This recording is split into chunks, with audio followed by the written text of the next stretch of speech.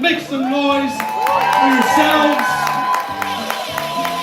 You could be anywhere in the world tonight, and you're here in a community of artists, storytellers, listeners, and I'm grateful. My name is Gabriel. I will be your host, your conduit, your captain on this poetry ship tonight, and I'm very grateful to stand before you. Quick, just sound measure through applause. Make some noise that this is your very first time coming to a Right About Now poetry event. Okay, those of you who have been here before, make some noise, please. And if you don't know where you actually are exactly where you're supposed to be.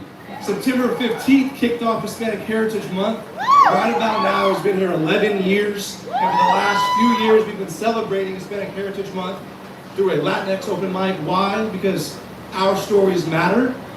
We need to take up space.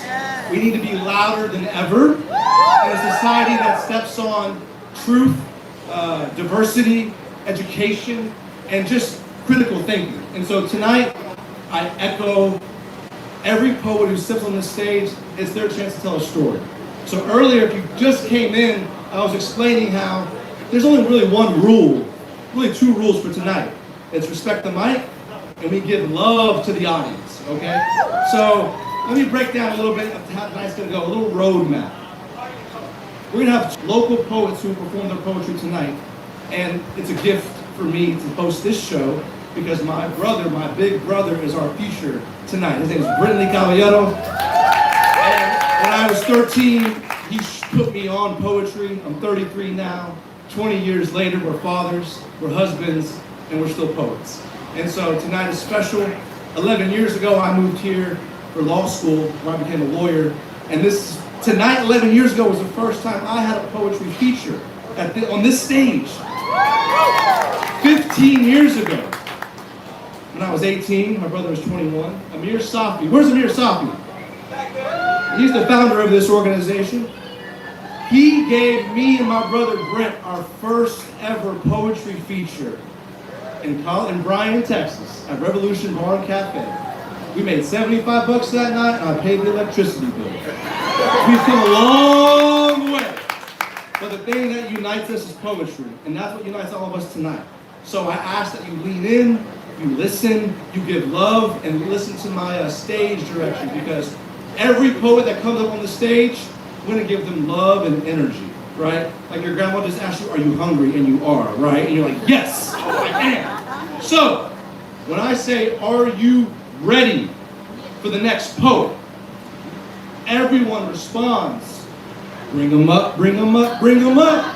But like, not like that, like, bring them up, bring them up, bring them up. It's a small ask, but a very important. You are the energy avatars. So, when I say, are you ready for the next poet? Bring them up, bring them up, bring them up. Okay, that was good. Let's do better. I love a captive audience. As a trial lawyer, I usually get jurors who don't want to be in the audience, and you all want to be in the audience, so that's a lot better. Okay, let's do this again. Are you ready for the next poet? Bring them up, bring them up, bring them up. Yeah, and don't be losing volume throughout the night. All right, we got to keep it up. We got to keep it up. So, if you don't know, we're live streaming this show. If you have any friends who have FOMO, you can say, listen, it's 21st century. Just hop on Instagram, YouTube, Facebook, watch this show, support these artists. And if you love a poet's poem, persona, energy, please go let them know. Give them love. It is not easy to share your story on this stage, but I'm gonna make it as easy as possible, and y'all are a big part of that, okay? So, I have more announcements kind of throughout the night, but I just kind of want to orient ourselves. We have our bartenders in the back, bathrooms inside of Avant-Garden. We have DJ Get It Ready on the ones and twos. If you were dancing earlier, it's because of him. We have Kirsten as our door goddess. Zach Blunt is our cameraman, and all of you are our audience. So give it up for yourselves, audience, for being here. Thank you. Are y'all ready for the first poet? The natural woo took over. It's okay. We're gonna build it. All right. But first, I'll do that. Can everybody snap? Word. Can everybody stomp their feet, attempt to? This is not Barnes & Noble. This is not church. In a way, it could be church. Please make noise. Please give energy. So when I say, are you ready for the next poet? Y'all mind if I kick this off? Y'all mind if I kick this off? This is new shit. All you newbies, if somebody says new shit, you're supposed to say it just like that. New shit. My son, who should be in bed, he's almost 2, his name's Mateo. Him and my wife are watching the live stream. I want to say I love you, son. And this poem is for you.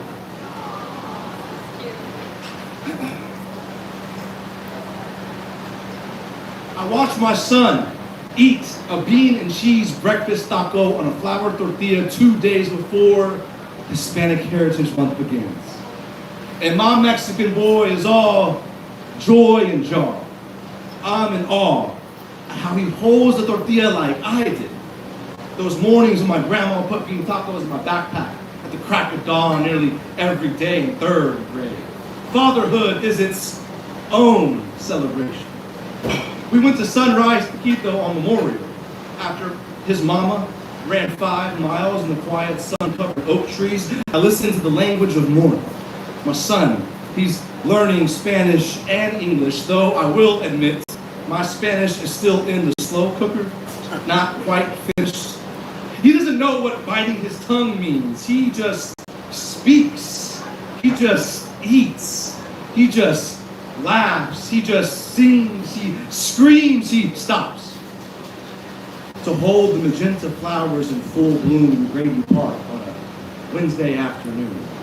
Like any good Mexican host, my son, he opens his heart like we're taught to open our home in anticipation of someone we love coming to see us. I have not had to explain to him what alligator Alcatraz means, or why barbed wire was planted in the Rio Grande River like a black seed. He's never heard the word invasion. Instead, I am thinking of my son standing with his feet before the Gulf of Mexico. Yes, Mexico, y'all. In Port Aransas, Texas, eating s'mores for the first time, dancing in the dark, confident and uncertain, chasing birds and tiptoeing over seaweed, leading me to the water. Oh, how this love for this Mexican boy in this world where Mexican boys are not always loved.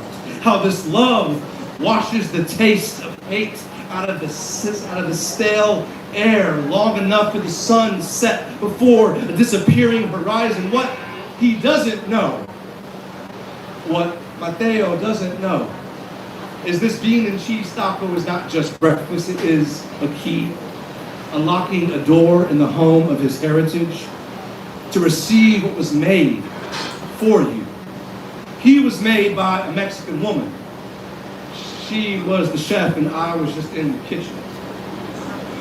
He was born with a name that requires your mouth to pay attention. See, I refuse to be small or smile in the face of vile vitriol. I'd rot and vanish if I ever served a purpose beyond bringing my words to the surface. I'll swallow my tongue and surrender to the violent rhetoric of politicians and hypocrites. So I say poems like counterspells and my Chicano Batman belt, because I'm not going anywhere. The day Hispanic Heritage Month begins, I bring home one of Mateo's art projects where he put his handprint in yellow paint in the middle of a light bulb where it says, "Let your light shine." And every line in this poem is a stained glass window.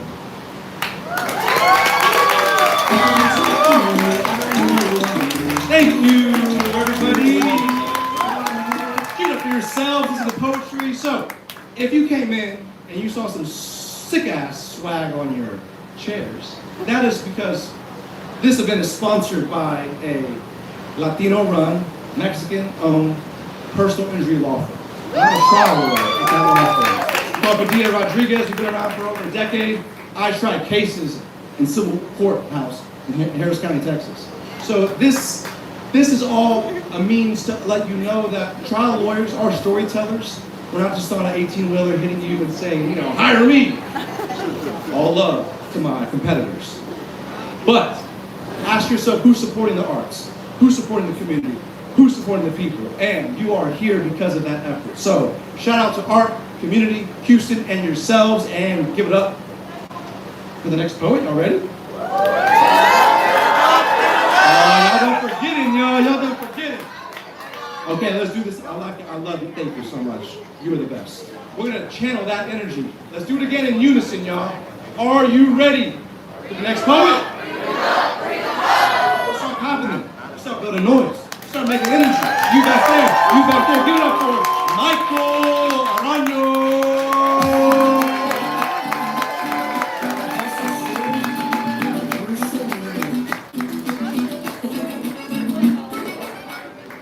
Hi everyone. My name was Michael Arano. A little bit about my heritage. My dad grew up as a child soldier in Ecuador, coming to America at age 17, crying every single day for a month, not knowing if this was the right decision that he made. He didn't go back to Ecuador till 20 years later.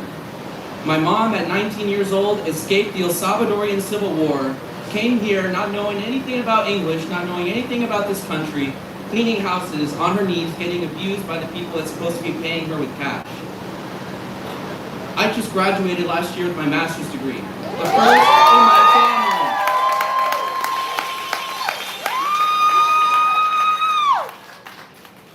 I'm at the point in my life where I'm starting to see my parents are getting older. I'm the oldest in my family. 1 year ago, my mom was diagnosed with stage 4 breast cancer. Thank goodness, glory to God, she's okay. We find out in December if she's in remission or not. There's been so much talk about who belongs here. There's been so much talk about what the American dream is. This is for everybody that believes they don't belong here, because you do. It's not just our fight, it's our parents' fight. It's always going to be our fight, and it's important to remember hope. It's important to remember where we came from, who we are, ask our stories so that we can write them and make them bigger and better, because that's what the sacrifices entitle us to do.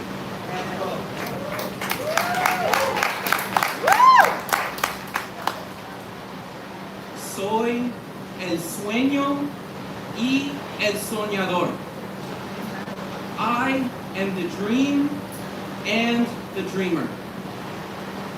Un sueño realizado y un sueño en camino. A dream realized and a dream becoming. Un sueño exigido, ganado y defendido. A dream demanded, earned, and defended. Sé que el sueño americano es real porque mi existencia es testimonio y triunfo. I know the American dream is real because my existence is testimony and triumph. Soy el sueño y el soñador. I am the dream and the dreamer. Thank you, everyone.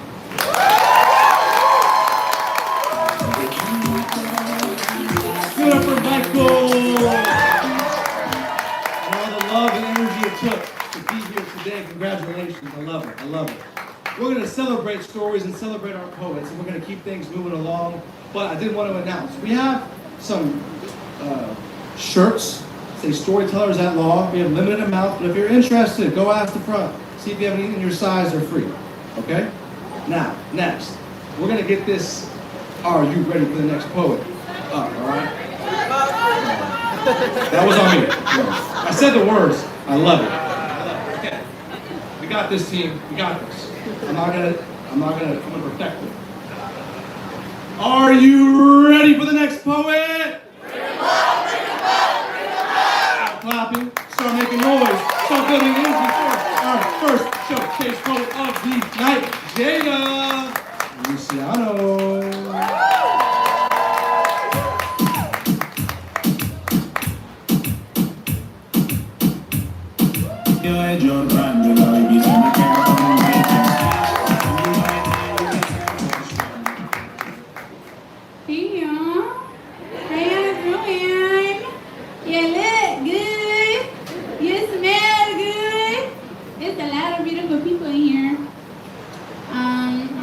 Jada Luciano. I'm what we would consider called Afro-Latina.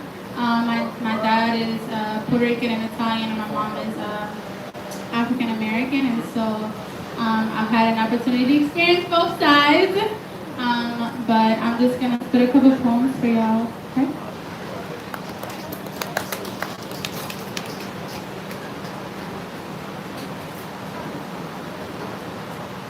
Hello, my friends, been going through it, and some of my family too.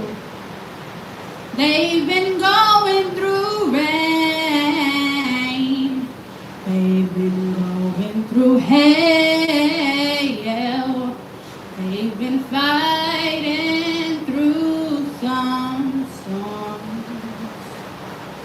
So I ask, don't stop fighting, don't stop believing, don't stop praying, 'cause my God, He'll see you through it. He knows just what you do. I have a fear of dying before I've had a chance to live, of living before I've been given the opportunity to arrive. And if you are in the family I come from, suffering in silence is hereditary. We contemplate closing the curtains long before the curtain call from God, and my cousin has searched for caskets to call home, because his home never felt like one, and if home is where they say the heart is, then my cousin has made grief his living room.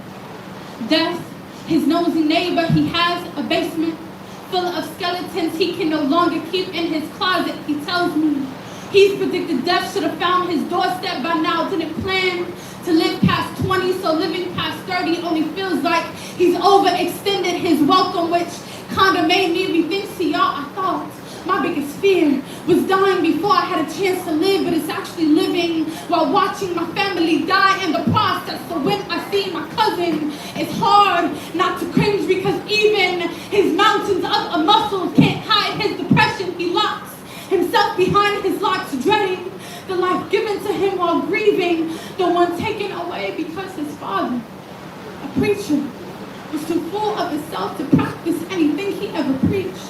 Was always known for being a helping hand, was always there to pour and pray into the people until it came to his own people. My cousin, my uncle, for the sake of his own peace, gave his son a first-class ticket to hell, to the streets, where he had no choice but to blanket himself in Swisher rolls, build his bed in the depth of liquor bottles, hoping he'd be alive the next day to kiss the brim. My cousin was forced to make fathers out of the OG drug dealers who put him in charge of the blocks before the chains did, until the chains did. If only he so loved his son, if only he'd given him the same amount of grace the cross did. But thank God the cross gave us all the amount of grace the cross did, because my cousin still lives, and I am still alive to see him. So every encounter becomes a celebration.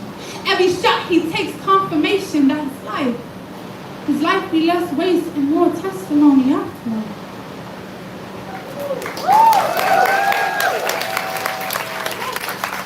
I have done it.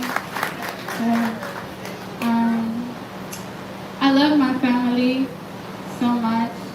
And a lot of my poems are usually around 1 a.m. or 2 a.m. But tonight I wanted to, I was contemplating if I wanted to do this piece because it's heavy for me, but it acknowledges who I am and how me being who I am affected me growing up. So I hope you enjoy it.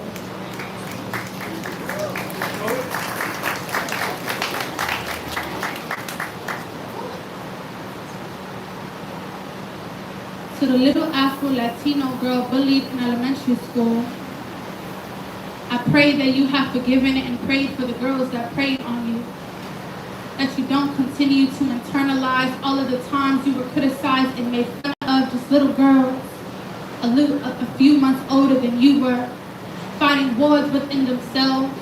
Hiding from the mere possibility of getting burned or injured was much easier to raise attack amongst the smaller camps nearby. Crazy that even at our young age, we understood the fear and danger of controlled firearm. Crazy that even at our young age, we'd rather pull the trigger towards the innocent than to humble ourselves enough to the idea of being split open, and everyone wants to be seen and understood until it's time to see and understand themselves. Seeing you, but not seeing you.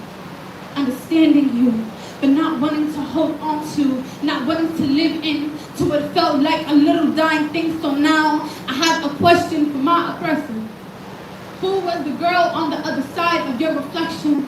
Did it hurt to see her? Was the pain she enforced on you? Was the pain you enforced on you the spark? Did it set enough rage that forced the little girls like me to think that I too was only a little dying thing? You see, us humans, we project pain onto others only when denial is present. Crazy. If the rope tied to my 3rd grade restroom stall tied around my neck was tight enough, my casket would have been the greatest music box, but I instead turned into the greatest testimony. Would have rather die instantly, painting the pavement with my heart and truth, than to slowly die holding to the simple fact that without help, without healing, without direction and guidance from our Creator, without direction and guidance from God, we are all simply sleepwalking Barbie dolls packaged inside pretty caskets. But please know that wrapping a dying thing in wrapping paper don't stop the dying thing from dying. To the little Afro-Latino girl bullied in elementary school, I pray that you have forgiven and prayed for the girls that preyed on you. They didn't know. She didn't know that she was praying only on her own reflection, but they still prayed. She prayed but couldn't land the killing. She didn't realize. They didn't realize that there was always somebody praying for you. So even through the dark corners of hallways and restrooms, and even through busted lips and black eyes, the prayer warriors don't play when it comes to me. There was always somebody praying for me. Jada Luciano.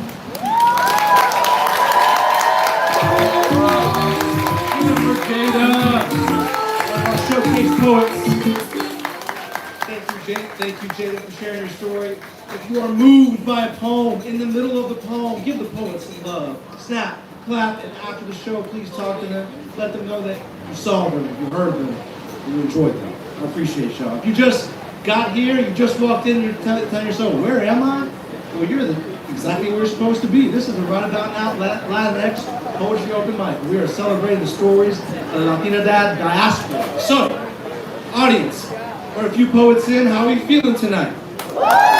Yeah, we got the air blowing. We got tacos, drinks. Please, our bartenders in the back, Fantasia and Ajane, taking care of you all night. And we're going to keep this show rolling with the next poet. Are you ready for the next poet? Please start clapping hands. Please start making noise for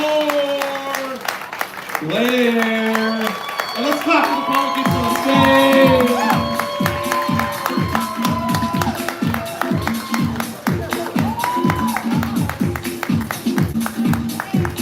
Let's go, Blair. And poets, if you need to change the height, to the mic. Probably right there. Okay, yeah. Okay. Yes, hi everybody. I haven't spoken in a while.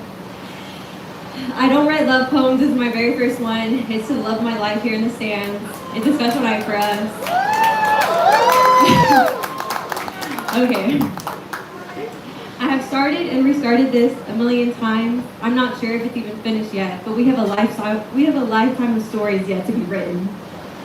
So, dear amor, I absolutely cannot believe you are here right now, sitting in front of me, listening to these words pour on about you. You're either shitting your dick right now or not trying to vomit, both of which I feel are good feelings.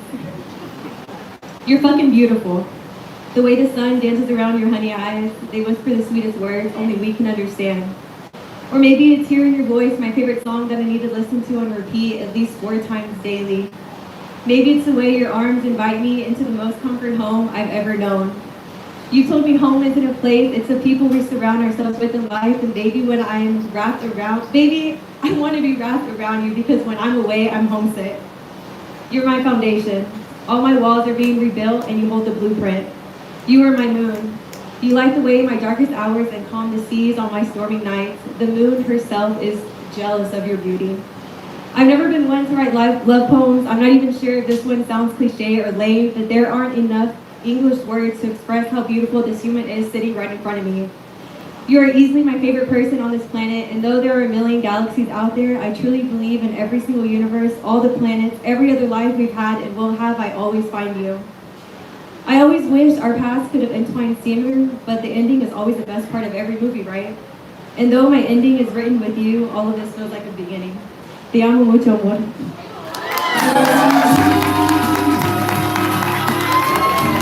Can we just make some noise for love? Give it up for Blair, that mode. Yo, I'm such a sucker for love. They love Grand. They love Grand. And it would be improper not to have an Hispanic heritage month and a love poem, love story. Beautiful. Give it up for Blair. Thank you so much. We love. All right. See, y'all know y'all be feeling like, yeah, happy for strangers. You know, that's what poetry does. Gets in the bones. My brother and I, poetry mentor named Brian Francis, who always said poetry is a contact sport. And I hope you feel that. I hope you feel the words and the weight of the presence today. This ain't just reading to yourself quiet poetry. This is contact sport poetry. So, are y'all ready for the next poet? Start clapping, start making noise, start building energy for Gabriel Alexander.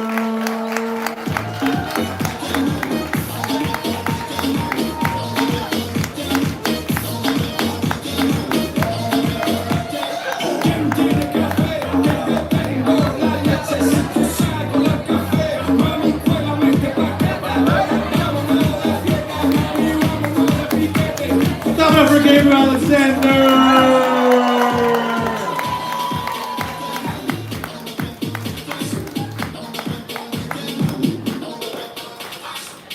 Of course I would take the wrong way.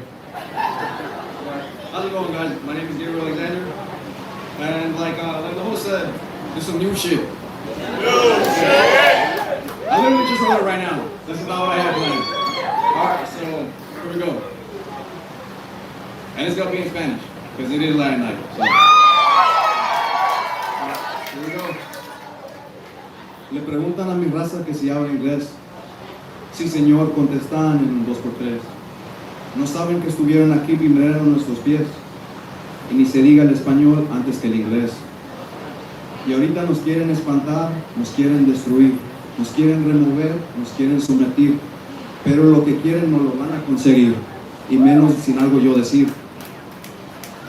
A mi padre lo agarraron por querer trabajar, no se agüitó, aprendió a nadar. ¡Eso! El deseo de superarse no lo quita algún güerito, la determinación mexicana es poder infinito. Y así como mis padres, yo sé que muchos hay, pero arriba hermanos, que la vida es un juego que se aprende a ganar. Para todos mis canales mexicanos, centro y sudamericanos, échenle coco a lo loco hasta que se prenda el foco, es todo, bye.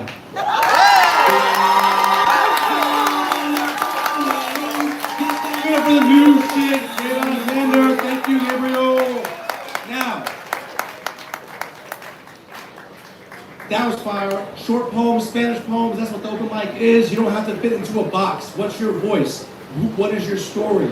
Share it on the stage. If you are like, yo, I want to be on that mic, but I'm not, I don't identify tonight. It's okay. This show happens every single Wednesday. Right about now, I have multiple shows throughout the month. So please, if you find yourself wanting more poetry, there is more poetry to be had. And before I announce this next poet, I just got to give a quick shout out to him, Sabo, El Chavo Flaco. If you see Amir Safi walking around right now, if you see your bag,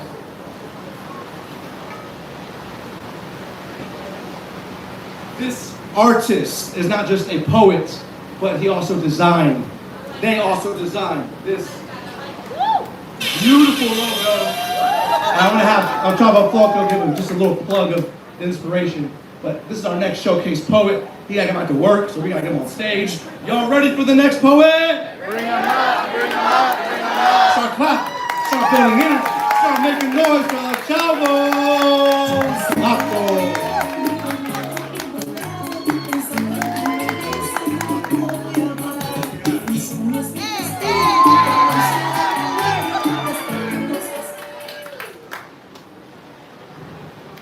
¿Qué onda, familia? Yeah, you heard the host, you heard Zachary, he said that I designed this shirt right here, that's a fact right there. If y'all know who this is, his name is Xochipilli, he's the Aztec god of beauty, love, creativity, sex, and he was said to have given to humanity the gift of writing. Who gives you the hair? Long hair don't care, it's time to go.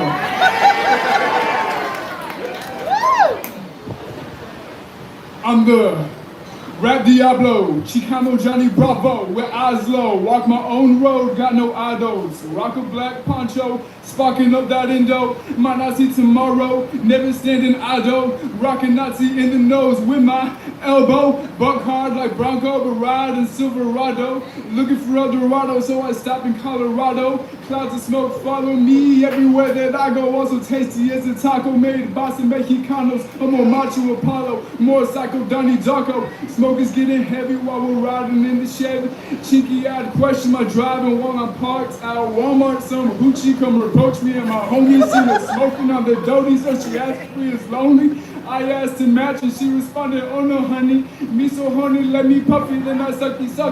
You stupid, you clueless, you ratchet, you nasty. I'm allergic to cats and I'm not throwing the bag to a hole like that. Don't need hoes of gold, I got dro and mommy chula. Hot as habanero, always eating like Cholula. Make her cut her toes and I spit fuego in the coochie. She all Gucci, that was how I warm her when she cold. She un poquito loco, only makes me love her more though. Call out the Lord's name in vain with Diablo. Now we're getting litty as if it's a titty kitty sitting with it. People rolling up a couple willows and I throw them out the window of a UFO. Sharing with my people, the hippies of the city getting swifty like they learned from Ricky now to gain a wisdom from listening to Jimmy, the Beatles, Notorious, and Kiki saying this. Yeah. I'm a straight G to the day that I die. If you want to change the world, gotta start within your mind. Love is all we need. Even castles made of sand may fall into the sea. Eventually, fuego.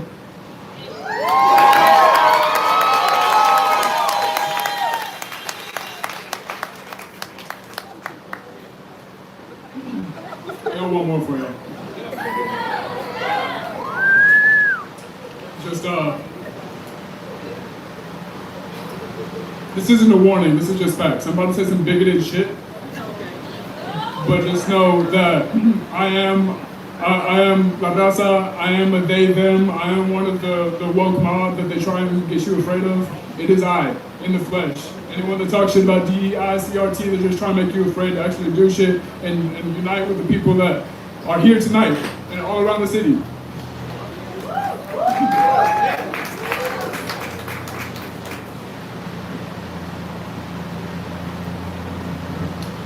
Words are imprecise tools. That's a matter of fact. The only things that matter are facts. To be specific, facts about matter. Not feelings or healing or spiritual crap. Not music or art. Not film or poetry. Not any of that. In fact, my feelings are only stealing my time and attention from things that actually matter. The only things that matter are things that are real and provide value, like math, science, and money. Real things and real facts, matter and energy, numbers and stats, material things about facts and math, science, money, biology, chemistry, physics, and matter. The facts are that therapy is a scam. Minorities commit more crimes. Women are feeble-minded and fickle. Being trans is not a real thing, it's a mental illness. Socialism will never work. Human nature is inherently selfish. Free will does not exist, and God is not real. And as we all know, facts don't care about your feelings. In fact, I think you should just get over it and push forward. Men specifically should just get over it, stop being a pussy, and push forward. In fact, I think a better use of your time, instead of talking about your feelings, is working hard and building something. That's a better use of your time. My time is best used getting stronger and getting better. I don't have time for being soft, sensitive, and useless. Suck it up. Man up. Pull yourself up by your bootstraps. Get over yourself. Life is hard, and I'm a man. Men are supposed to be hard. Pause. Words are imprecise tools. In fact, all words are abstractions. Most spoken language is used like drugs. Most spoken language is used like drugs.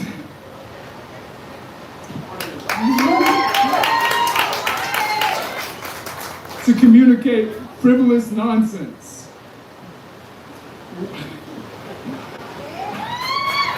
We are addicted. We are addicted to words like dope, and everybody wants a fix. Words are symbols, not to be confused with reality.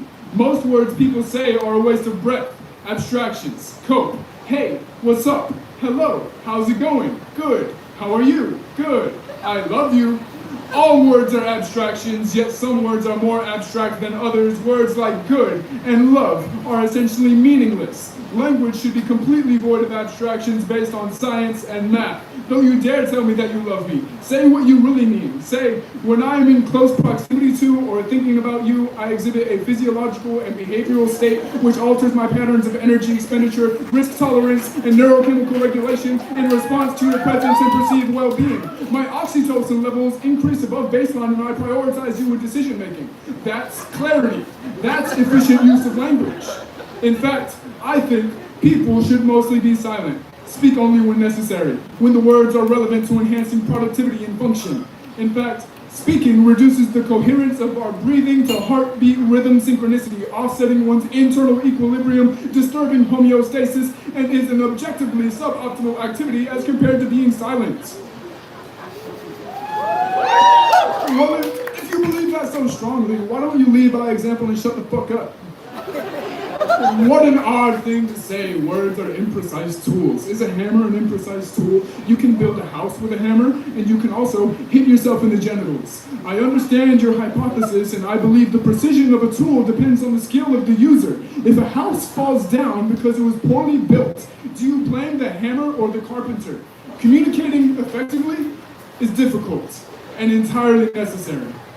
We are cursed to use words, and we are blessed to use words. Words are how we ask questions and how we find the answers. Words are the wardrobe of the soul. Words are both the lock and the key. The probability that we're perceiving the truth of reality is zero. There is more information in the immaterial than there will ever be in the material, though we cannot escape death and will eventually be forgotten. There is beauty, significance, and meaning. Are your desires prayers in the present, or are they a prison in the mind? Everything that I've been through is an integral part of who I am today, and for that I am grateful. I want the version of me that has gone through this, because that version of me has more to give to the world. Less like ships passing in the night, and more like airplanes colliding mid-flight. We often fail to truly know each other before it's too late. Equipped with vague abstractions, tired sayings, and cliche metaphors, we try to communicate the depths of our experience, and 100% of the time, we will fall short.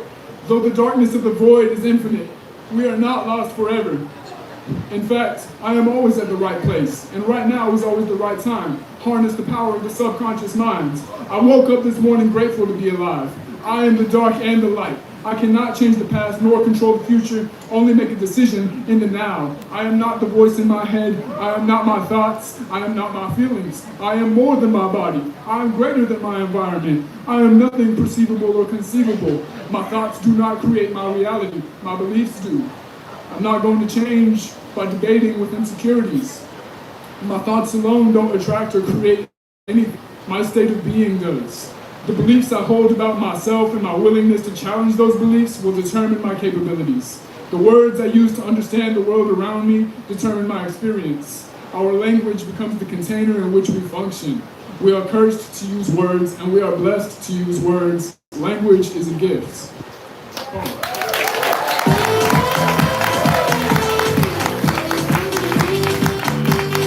Give it up for El Chavo Flaco, the Renaissance artist. Designed the poem.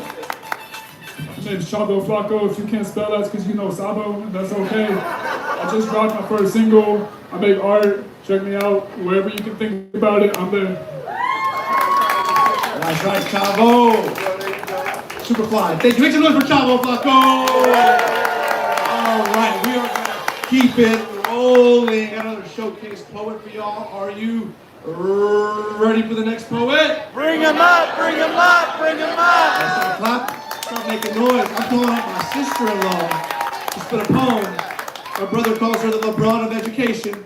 Let's make some noise for Christina Romero. Caballero. Make some noise. We went to middle school together.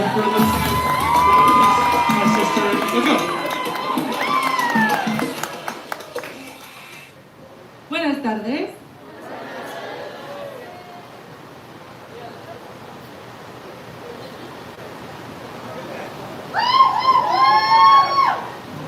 Inglés sin barreras.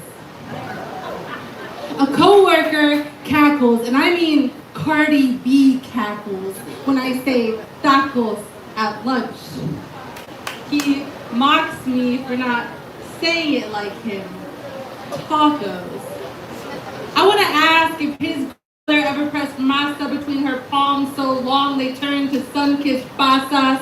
If he ever held a word hot like a tortilla fresh off a comal, ever had to tiptoe around his own tongue. If he knew what it meant to carry flavor in his mouth like a hymn. But instead, I said, no, tacos and burritos, tequila, margaritas, sopapilla, cada palabra una oración, a prayer, a remembrance, a song that outshines my shame. You know, every Tuesday, y'all crave the same words you criticize. And this wasn't the first time my mouth was more barbed wire than picket fence. In middle school, I brushed with arm and hammer, praying I could whitewash my tongue. Make my mouth a blank page, accent erased.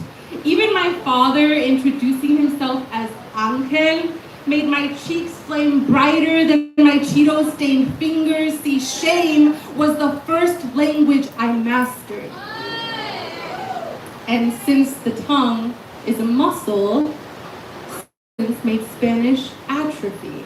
It took decades to relearn and retrain and muster the messages that my abuelos could actually understand. We're telling stories at the water cooler, and he asks for ice in his cup and ice in our schools. I tell him about my father, who walked to 200 different offices, feet fatigued, printed resume in hand, proof that he could outwork his own hunger. I tell him about my mother, who, belly swollen, crossed a border, 9 months pregnant with me, carrying baggage she could not put down. He smirks and says, "Anchor, baby." Better than a Fox News anchor, he must not know all that an anchor must do to bring a country closer to the dream it swears is still true. A country that wears crosses around its neck forgets Jesus fled too. Tell me, would God care more about checking passports or checking on the people drowning in rivers named after saints. Mi abuela es una santa saint who prays the rosary every single day, heavy, with eyes aching to see again. With all this weight we carry and the way we hold it down, I guess we are anchors, baby. Con resistencia y sin vergüenza.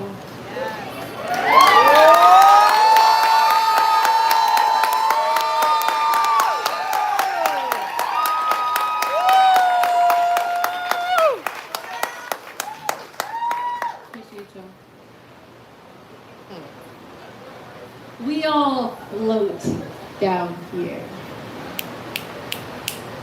The revolution has been commodified. Gatekeepers with inflated egos like Pennywise. They dumb rich and the cost is high. Our kids pay the price through the pipeline. Private prisons funded by white guys. Black and brown bodies, their most common disguise. They bait us with fear-mongering, but we have caught on and we won't let them off the hook. Not after Sandy or El Paso, where guns got more rights than you. For a Christian nation, we got a lot of empty pews, empty pews.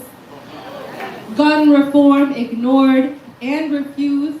Politicians paint their faces red, white, and blue, but the red lines crack. We see the truth. They smile for cameras. Excuse me. But the red lines crack. We see the truth. The clowns keep clapping, entertain the elite, posing for photos while kids starve in the streets. Their policies written in invisible ink say justice for all, but don't include you and me. Jokers in the chamber, they sharpen their knives, disguised in silk suits while they auction our lives.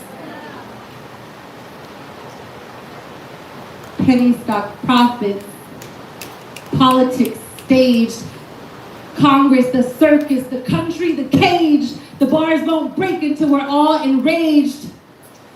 Baldwin warned of the fire next time. Being here now is our only crime, but we here now, time to galvanize, keep them cellies close, film them every time, empty the clips for the jury's eyes. When the gavel hits, what will you decide? Was it war or was it genocide? Like the kids ask, will you stand on business? Will you testify or simply be a witness? The system's designed to sow seeds of division. It only consumes those who remain complicit. Thank you.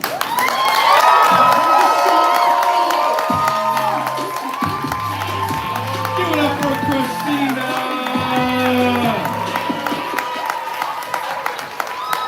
One of Houston's newest residents.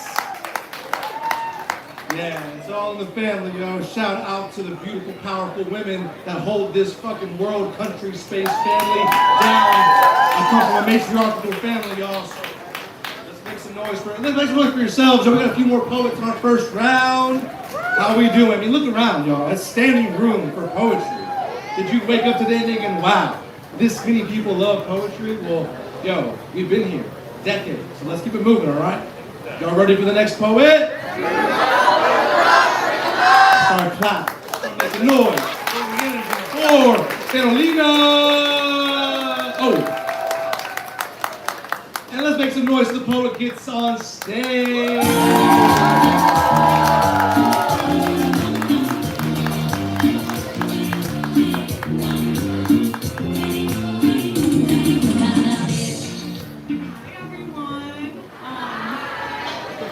Karolina, and I'm originally from New York City. My parents immigrated from the Dominican Republic, so I'm what they call Dominican York.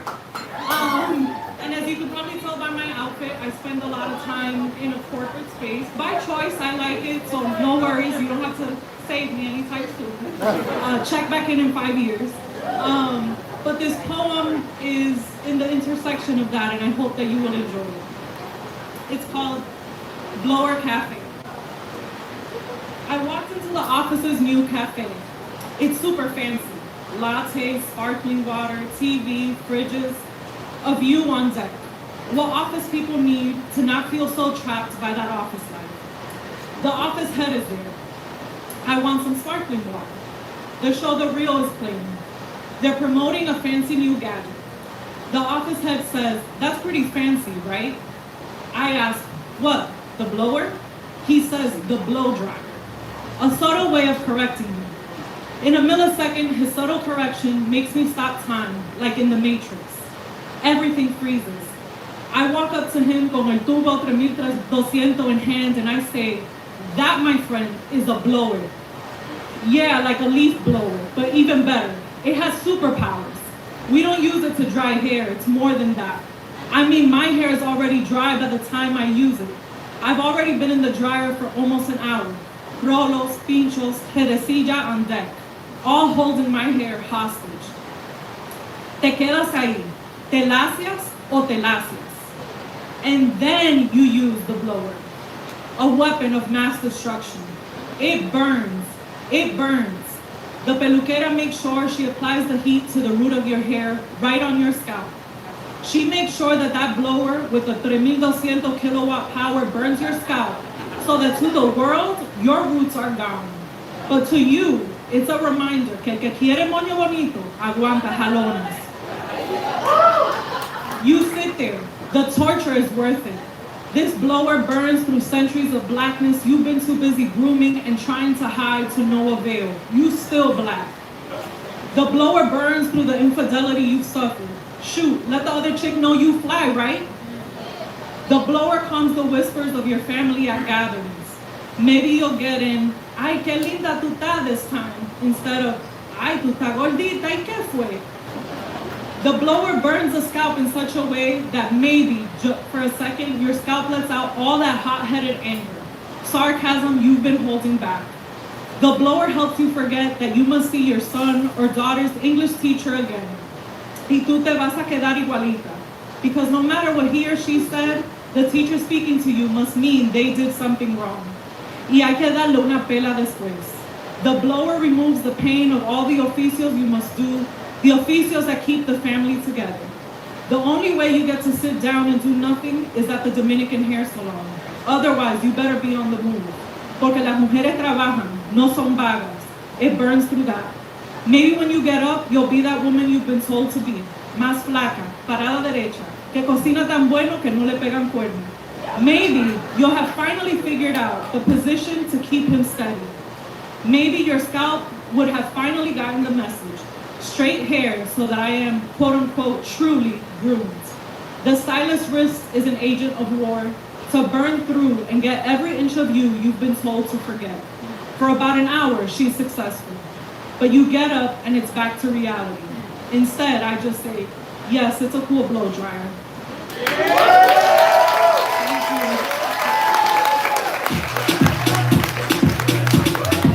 Give it up for Karolina coming up on the stage. Thank you. Audience, this is amazing. My heart is full. I'm going to close this out with one more poet, and then we're going to go to our intermission. I'll give you a spiel. You'll have time to go get a taco, go get a smoke break, a drink, and we're going to finish out with one more showcase poet. This is special. This is our first time we've had the Houston Poet Laureate on our Latinx open mic showcase. So, let me ask you guys a question. Are you ready for the next poet? Start clapping. Start building noise for this beautiful, belt buckle, brown man, Reyes. We're here.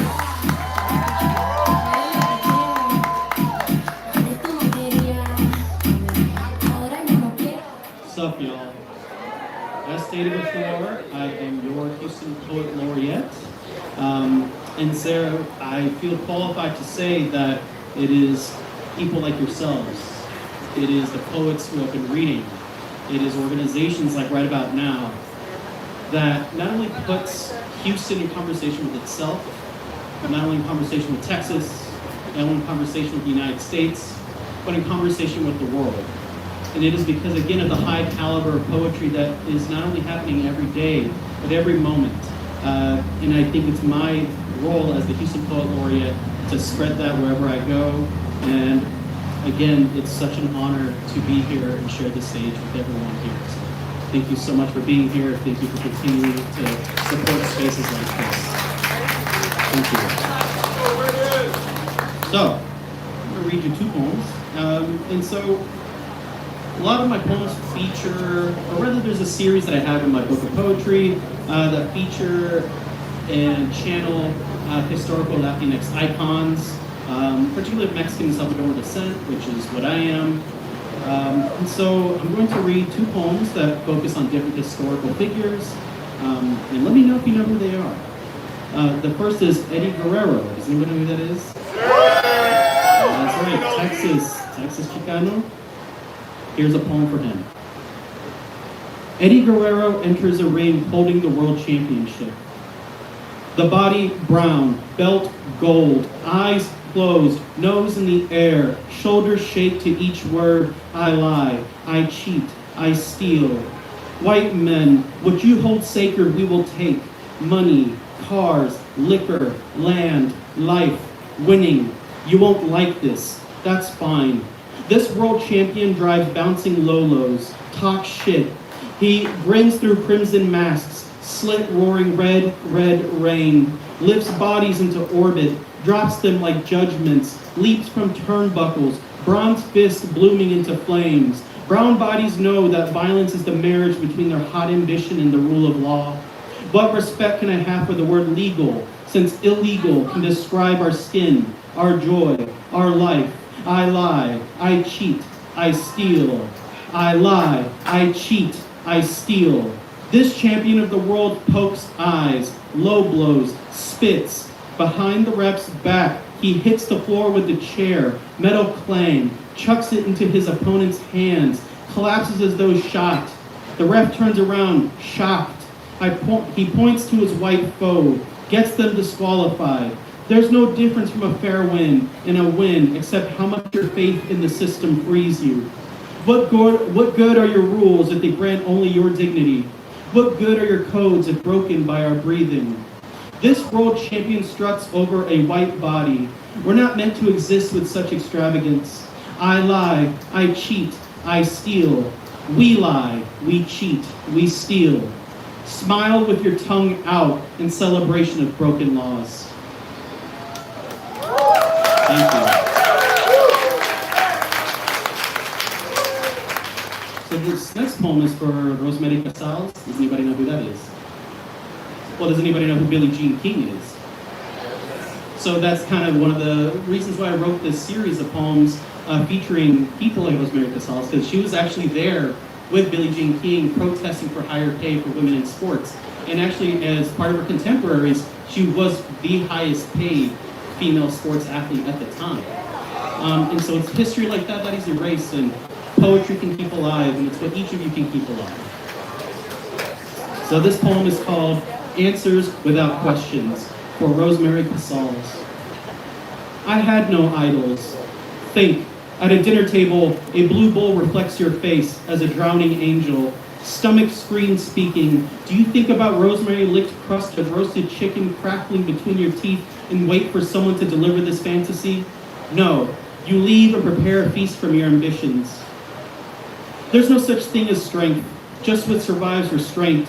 Why don't you ask a caged motmot about the possibilities of its turquoise wings, the impossibilities of the pendulous black rackets at tail's end? To answer your question, it's my movement and overhead, how I'm seen yet inconceivable, how I smack a ball into its fate, respectively. I can prevaricate with words like dedication, heart, and discipline, but truly it takes everything. A willingness to be inspected like a crime scene, able to answer someone calmly when they ask if you belong here, the desire to transform the tennis ball into a whirling sun, and being ready for all of it to never be enough. No one memory ever defines a life. That's like seeing one frame to experience a film. When you think about it, death is when an object or moment or person is removed of its story. Sans history and future, a thing is just a thing, an heirloom with no heir. Let me put it this way, I've lost everything, but won everything as well. Really, I'm everything and its loss, the loss and everything's return. If you're about it, you always want to play the best. If I could play against God, then I'd play against God. Not that I'm foolish enough to think I could beat God, but I just want to know how God would play, how potent the serves would be, how the ball would exist outside the bounds of time and space, how even God will respect that what they give, I will return, and what I give, they will accept. Thank you.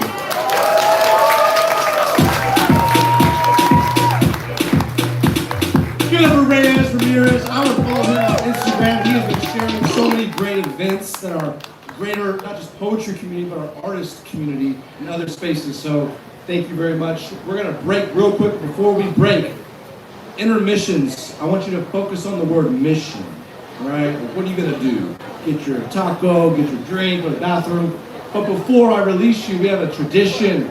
We do a selfie break before we leave. So if you came with somebody or you're by yourself, bring out your phone. We're all going to do it.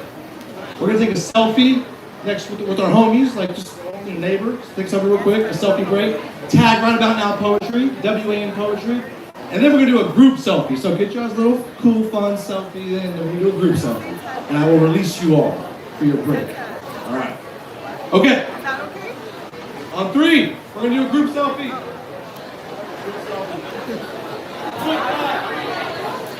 1, 2, 3.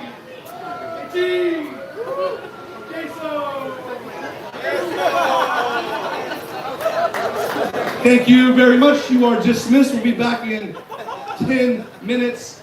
Go do your thing. Appreciate y'all. DJ, get ready. On the 1 to 2.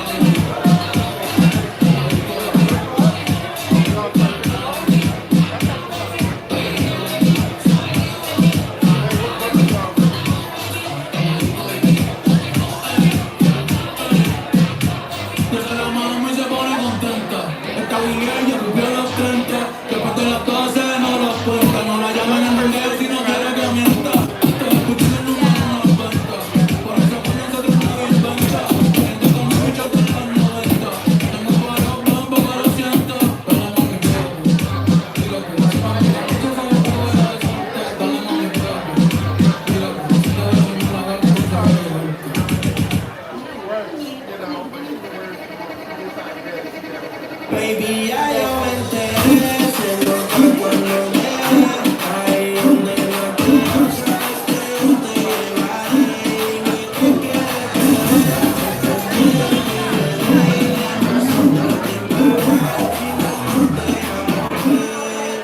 yo soy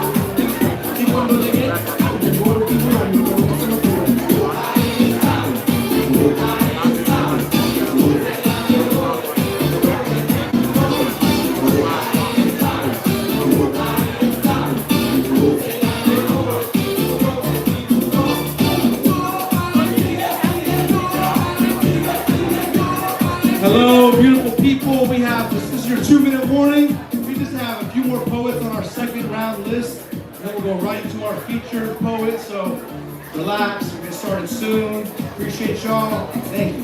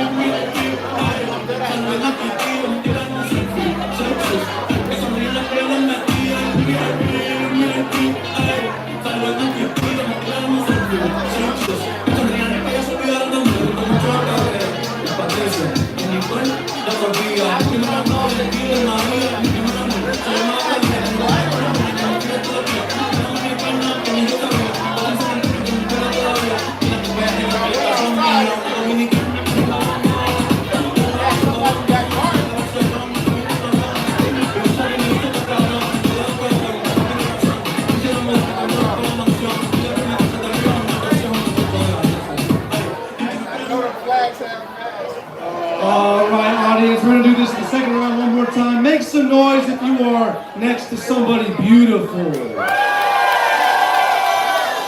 Make some noise if you are somebody beautiful.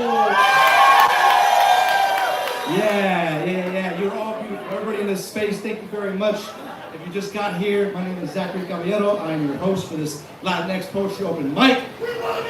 Oh, dude, I love you! We do this open mic every year. This is the third year Padilla Rodriguez, personal injury law firm here in Texas, is sponsoring. So if you got free tacos, make some noise tonight. If you got a free bag, make some noise tonight. Yeah, we're trying to give things to the community because we love giving back. So we're going to keep this thing rolling before we get to our featured poet. Let's not forget one of our main rules. When I say, are you ready for the next poet? You say, let's start clapping.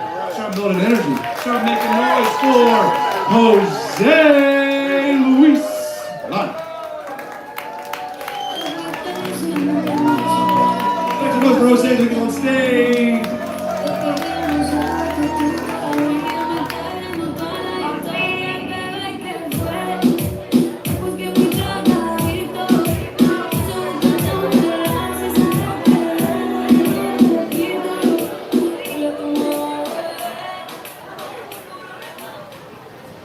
¿Qué pedo, Houston? My name is Jose Luis, but I go for Josero, and I will reading in Spanish. I hope you can understand. Okay, poema 10 de marzo 2023. Aún sigo pensando en la conferencia de aquella escritora. Dedicar 30 minutos diarios ayuda mucho a escribir.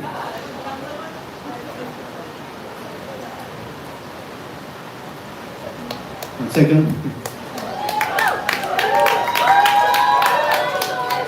Escojo este bar porque sé que aquí puedo concentrarme. Escojo este bar a pesar de que sé que aquí no me puedo concentrar. Pero ponen buena música. A Day in a Life, en un bar en viernes en la noche. Por eso escojo este bar. Me siento y escribo y siento que este texto no va a ninguna parte, porque el estar yo aquí escribiendo, ocupando un espacio en esta banca, así como el texto ocupando un espacio en esta hoja, no hace ninguna diferencia. Y así como van las cosas, ninguno de los dos será recordado. Uno nunca tendrá una publicación y el otro nunca tendrá un poemario. Quizá esto es lo único que nos une, el no tener sentido, el no tener destino ni lugar a donde ir. Volteo, el bar está lleno. Alguien me mira, me sostiene la mirada por unos segundos y los dos ya sabemos algo el uno del otro. Sabemos que en otras circunstancias, en otras ciudades, con otros nombres, con otras madres, con otros padres, seríamos cercanos. Quizá amigos del colegio, íntimos enemigos en la primaria o quizá compañeros de cama o compañeros de lágrimas. Pero todas esas vidas se han interrumpido por las circunstancias. Naciste en el barrio equivocado, yo nací en otro país, hablas otro idioma, tus padres no se han divorciado y no fuimos a la misma universidad. Alguien te habla al oído, aparta la vista, alguien me toma del brazo, yo voy por otra cerveza. Al cabo de unos minutos me olvido de que somos hermanos, contrapartes en un juicio o amantes. De cómo te gusta el café y de que muy en el fondo si quieres tener hijos. Me olvidas y te olvido, nos olvidamos. Y ambos seguimos caminando como estas letras, en sentido contrario, sin sentido, esperando colisionar el uno con el otro, esperando vernos el fin de semana, encontrarnos por casualidad, saliendo de este bar, estrechando las manos, visitando el hospital, pero por hoy vamos a olvidarlo.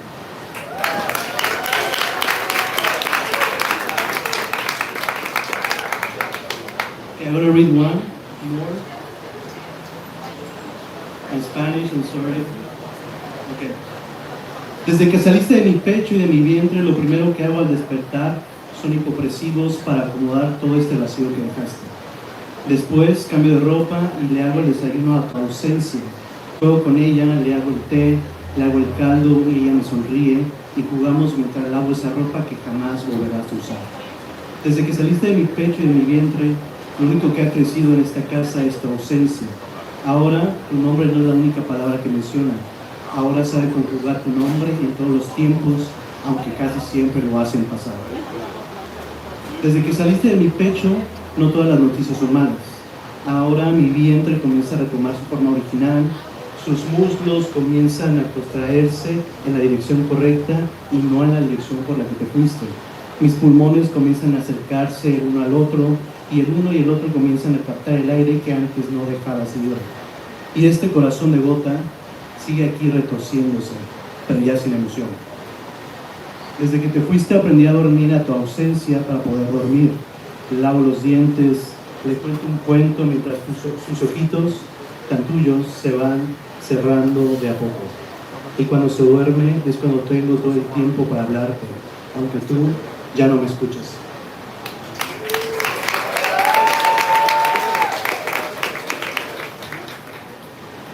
Thank you so much. Clap for Jose! If you love the poet's work, please support him and let them know to sustain the art in this community. Okay, we're going to keep it rolling.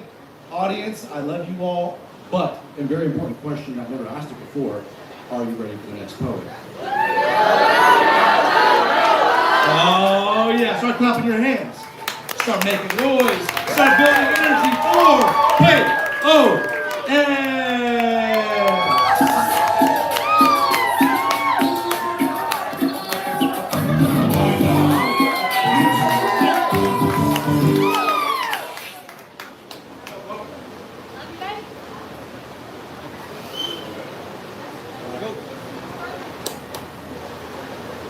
You know, make it a point to stay out the news and politics, but I'll be damned if they send us back and we don't pack the shit that we built for this land. There's not a pavement that's been laid that ain't been touched by hands. We in the sun slaving and this is all pavement? I just don't understand. So this is a statement to every woman, child, and man in Mexican. Si se puede, motherfucker, yes we can. They mad, cause we ain't got no papers, but still get to the bands. We march with our trumpets. It's fuck Trump, but he ain't nothing but a puppet, so fuck it. I'ma say what I want and do as I will. I'll hit ice with this heat and show them how a wetback feel. And if they're here to divide, then I'm here to reunite us. And I'm starting to feel like Leonidas. Cause there's only one way I'll drop this spear and shield, to bow and kneel. And that's to have the homie jump off my back for the kill. Everything they own, they stole. They're sore losers. They will sell their soul just to win. They conquered our land and then did it again. And before they pushed us out, we've been here for generations. And this is my home. I don't need no invitation. I should be the one calling immigration. But these are the cards we've been dealt, and none of them green. They just use us to build their homes and then to keep them clean. And there's only one reason the grass on their side is green.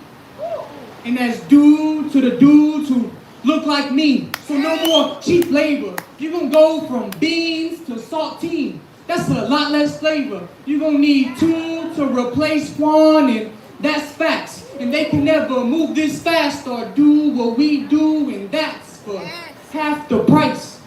You gotta pay them double, and they ain't half as nice. So my only question is, when did shit go left to where we was left with no rights? When did the news make my people scared of fights? Cause now more than ever, we must stand and unite. So here's a message to my people. God will prevail in the face of evil. True.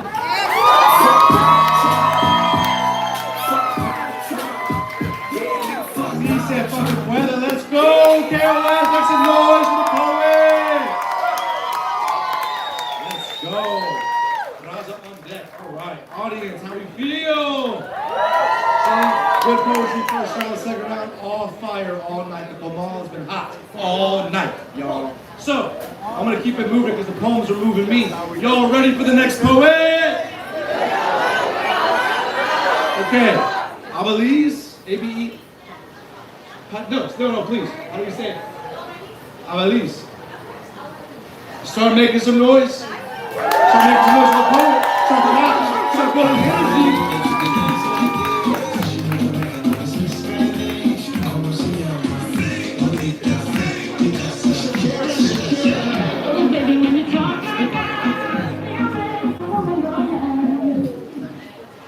Huevo, mi gente, ¿cómo estamos? Buenas noches. Mi nombre es Abeliz, yo soy de Puerto Rico, de P-Fucking-R. My name is Abeliz, no Abeliz, no Abby, no Abeli, no Abigail, no none of that shit.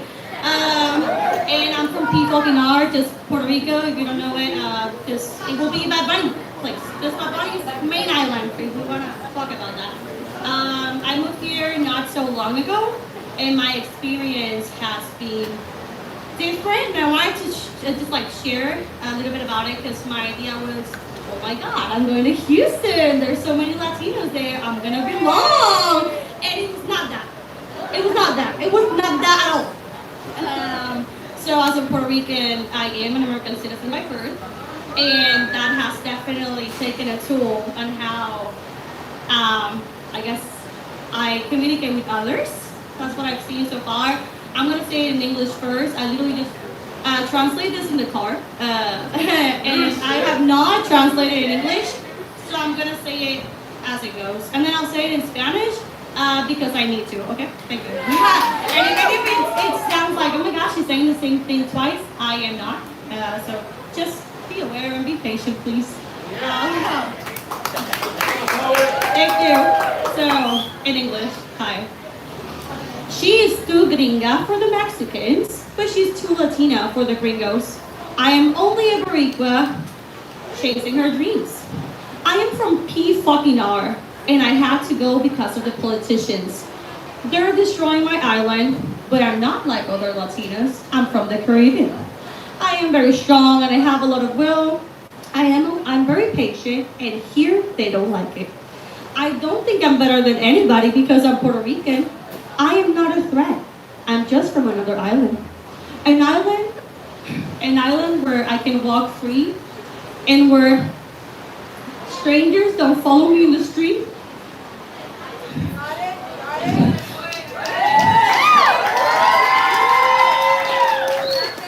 I don't miss my food or my music. I miss my people. I miss the people that don't hurt me. My name is fucking Abelis. And if you cannot pronounce it, that's on you. Here they don't want me, and I want a lot. The Puerto Rican is not weird. We buy food from others.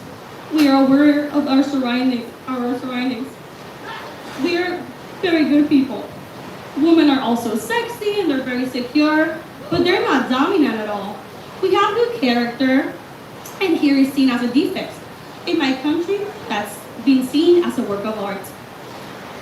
If you were not born in Puerto Rico, I don't think you have it.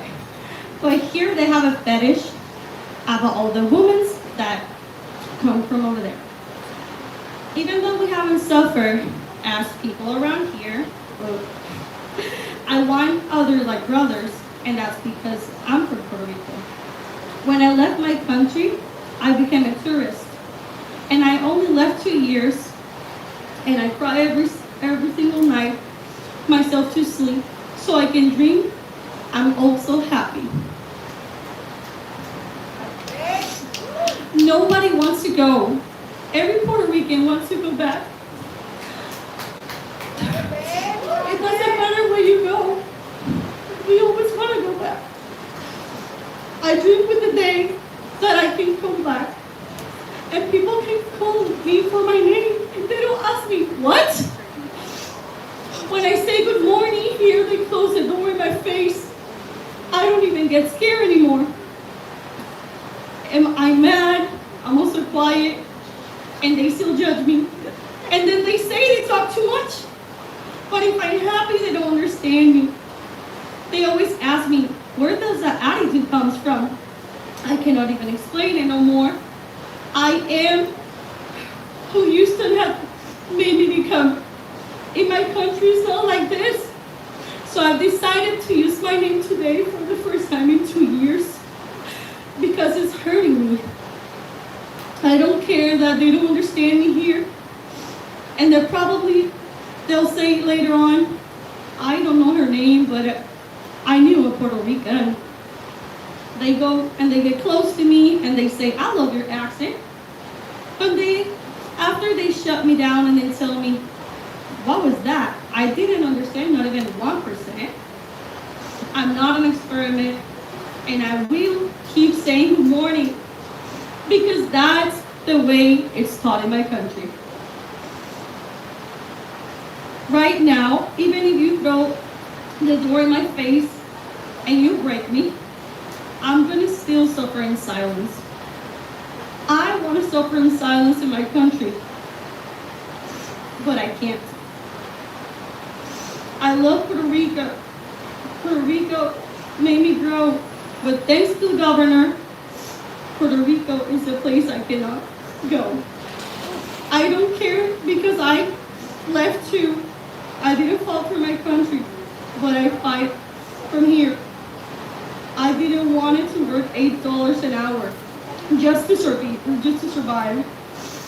I want to be happy, and I want people to tell me good morning back. I don't want to be seen as a reward because I already have an owner, and it's that I'm fucking Puerto Rican.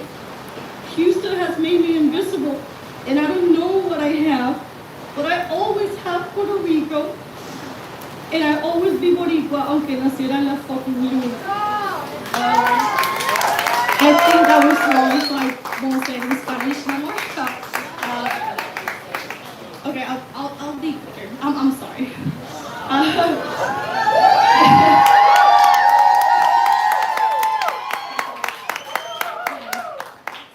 En español, el acento cambia un poco. Mejor. Sí, un poco mejor. Soy muy gringa para los mexicanos y muy latina para los gringos. Yo soy una boricua persiguiendo un sueño. Yo soy de P-R y me tuve que ir por los políticos. Están destruyendo mi país, pero no soy como los otros latinos. Soy fucking caribeña, tengo fuerza y voluntad. Tengo mucha paciencia y eso a los cabrones de aquí no les gusta. No me creo mejor que nadie por ser puertorriqueña, no soy una amenaza, solo soy de otra tierra. Una tierra donde el desconocido le das la mano. Una tierra que solo entiende el fucking borincano. No es la comida ni la música lo único que extraño. Extraño a la gente que cuando camino en la calle no me hace daño. Yo soy de P-R y me llamo Abeliz. Y si no lo entiendes, eso está en ti. Aquí no te quiere nadie y yo quiero mucho. El puertorriqueño no es algo raro. Ayudar y ser buen samaritano. Ser sexy y segura no es visto como dominante. Tener buen carácter es visto como una obra de arte. Sí, no hemos nacido aquí. Y si tú no has nacido en PR, tampoco la tienes por ahí. Dejen el fetiche con nuestras mujeres. Aunque nosotros sufrimos mucho, a todos los queremos como quiero. Cuando me voy de mi país, soy una turista. Y cuando me fui hace 2 años, tuve que hacer un libro para dormir y aprender a ser feliz. Nadie quiere irse, todo el mundo quiere volver. Puerto Rico está cabrón, no se la dejamos caer. Sueño con el día en que voy a poder volver y me van a llamar por mi nombre sin preguntarme ¿qué? Cuando digo buenos días me cierran la puerta en la cara, ya ni me asusto. Estoy molesta y callada. Cuando me callo me dicen, shh, hablas mucho. Hablas mucho. Pero si estoy feliz tampoco me entienden. Me han preguntado tantas veces, oye, esa actitud, ¿de dónde viene? Ya no sé ni qué contestar. Loco, en mi país es así. Decidí que voy a usar mi nombre hoy por primera vez. Porque me di cuenta que me hace mucho daño. No me importa que en Houston no me entiendan y se les olvide después de decir, oye, yo conocí a una puertorriqueña. Se acercan a mí y me dicen, me gusta tu acento, pero cállate que no te entiendo ni 1%. No soy un experimento y voy a seguir diciendo buenos días, porque así se hace en mi país todos los días. Sufro en silencio, pero quiero sufrir en mi propio país. Mi nombre es Abeliz y no lo digo para ustedes, lo digo para que a mí no se me olvide cada vez que hablo. Amo Puerto Rico me formó. Gracias a los gobernadores, Puerto Rico me abandonó. Y no me importa porque yo también me fui. Me fui y no trabajé por mi país, pero trabajo desde aquí y volveré. Aunque sea $8 la hora, volveré, porque tengo dueño y ese dueño es Puerto Rico. Houston me ha hecho invisible y ni sé lo que tengo, pero siempre tendré a Puerto Rico y soy boricua, aunque naciera en la luna, en cualquier otro y en el viento.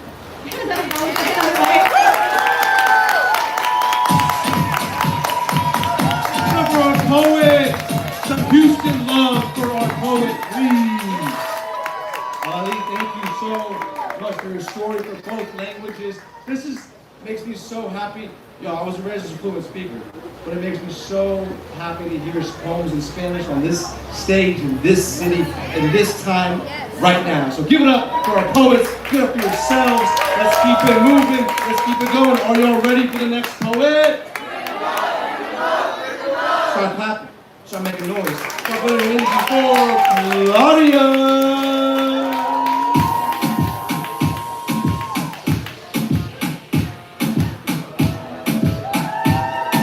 Noise for Paul gets on stage, yeah.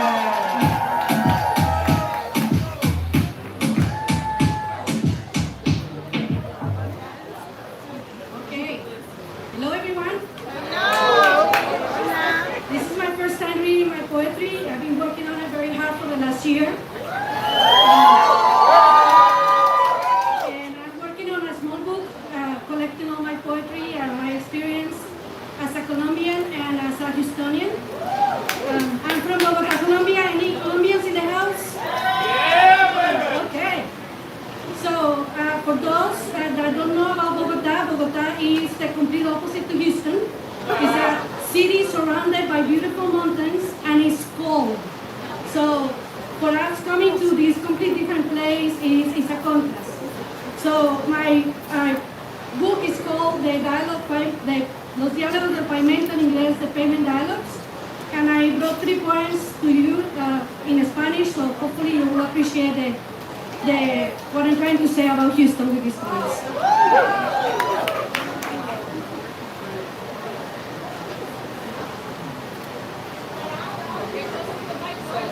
Closer, here we go. El primer poema se llama Garaje 713. Laberintos de calles adyacentes a la autopista interestatal 45. Calles encajadas en códigos postales, albergando industrias marchitas. Northwest Houston abre sus párpados cansados, una urbe desbordada que jadea entre la humedad espesa, exhalando entre sus suburbios. Los townhomes, erguidos como monumentos, se intercalan con depósitos industriales, representaciones mudas de sueños americanos pendientes de cumplimiento.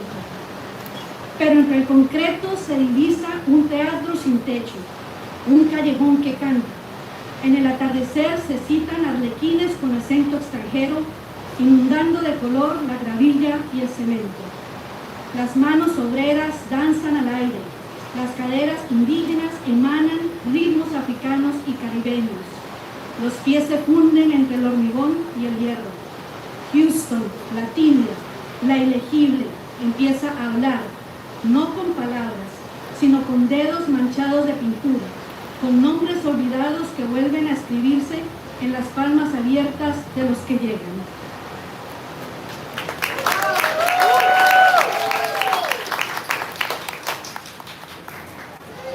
El siguiente poema se llama Bogotanian, entre bogotana y houstoniana. Yo elegí el exilio. La lluvia que hablaba otro idioma me sedujo. Me empujó al norte del mapa, donde la cordillera ya no está. Habito en Houston, donde los árboles no conversan. Camino entre avenidas anchas con nombres que no reconozco. Las casas, tan idénticas, parecen un rodillo de estampillas impresas en blanco y negro. Llegué con la nostalgia envuelta en libros y con el tiempo, la ciudad sin cerros se ha abierto a mi andar. He aprendido el idioma de las magnolias florecidas en abril. Reconozco los pantanos que se curvan entre las autopistas, ríos mansos que se arrastran delimitando su patria. En mi andar aún traigo a Bogotá. Mis pies están hechos de niebla y montaña. Todavía susurro mis plegarias a los dioses indígenas de mi abuelo. Cargo en la espalda la incertidumbre del regreso al páramo. En mis manos la certeza de que el exilio no siempre duele. A veces, cuando el viento del pantano trae aromas de magnolia, también me siento en casa.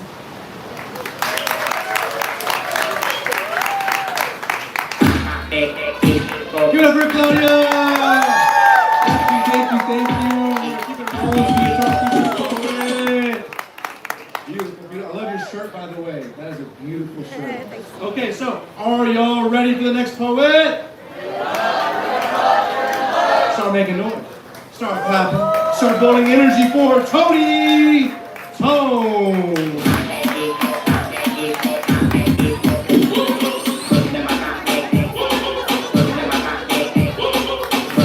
Next noise for Tony.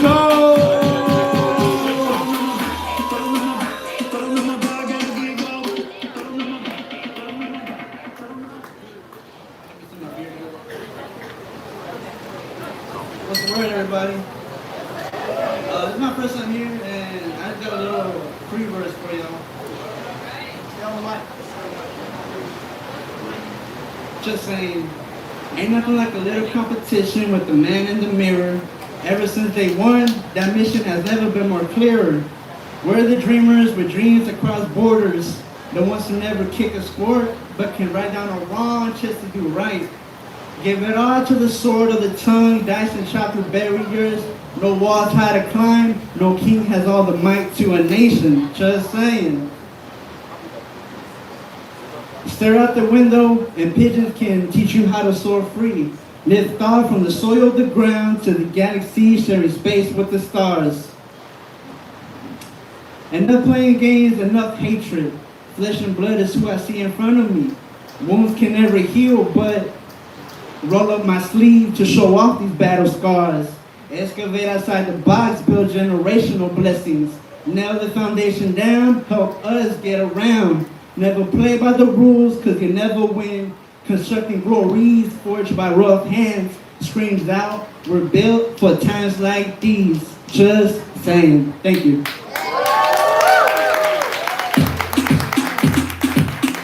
Let's go, Cole. All right, y'all. I'm going to do a short intro poem to my brother, the feature. I'm one of 5 boys in the middle. Brent's the second oldest. Our dad was in the Navy and learned backgammon and taught us how to play. So that's our game. Like, that's our family game. So this is an intro to the intro for my brother Brent, the first poet I loved. It's called a backgammon poem. The most shit talking I do on earth is when I play backgammon. Especially against my brothers. Especially against my brother Brent, who is the person who talks the most shit on earth when playing backgammon. And I won't lie, he's got game, but I'm the reigning champ. And not exactly an underdog, just a dog with a bone. And as he likes to say, it's all about the story. For however long the gods of luck will allow, we play through the joy and the pain. It goes back to boyhood, when my dad taught us how to play a game for your mind. In the summer, or on holidays, we'd spend hours in a tournament, a tradition forged by time. Classic big brother, little brother battling back and forth through generations of sibling luck. I cannot help that my tongue was forged in the fire of being the middle child, chasing smoke like a chance to skip a step in the chain of command. Words roll out my mouth like dice on the board. I don't always know how they'll land. I don't always know when I can play the next game or backgammon against my brothers. So the best two out of 3 quickly becomes a game of 5 until it evolves into a full 7-game series. One of us always extending the inevitable ending. Thank you. Brentley Scott has been performing, writing, teaching, loving poetry since he was, 13. He's now not 13. He's in his mid-30s, my older brother. So that's 2 decades of this game of words. The first poet I really paid attention to was my brother. He came home from Brave New Voices, which is an international youth poetry festival, when I was in 8th grade and said, watch this poet on YouTube. I have never stepped away from poetry, as today's presence confirms. This is my big brother. He is a papa, a husband, a son, a teacher, at KIP, teaching math. Well, hold on, poet teaching math, he can do it all. He's a chef, he's a human, he's a former slam champ of Neo Soul, which was the 2nd best poetry team in the nation. Neo! Yeah. He was a youth poet. He was an adult poet. He's my brother. You heard his wife earlier, Christina. Now you're gonna hear the feature. So can y'all start making noise? Can y'all start building energy? Start clapping like you really care, for Brentley Scott. Oh yeah.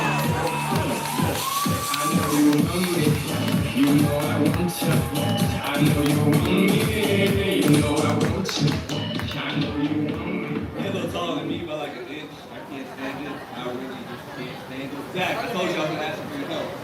I told you, bro, I've been out the game. I've been out the game. All right. Hi. Thank you for staying this long. It's 10 o'clock on a Wednesday, and you can be literally at your home, and you're not. So thank you for being here. Give it up for yourself, right? You can have gratitude for yourself. That's a good thing to do. It's a daily practice, you know.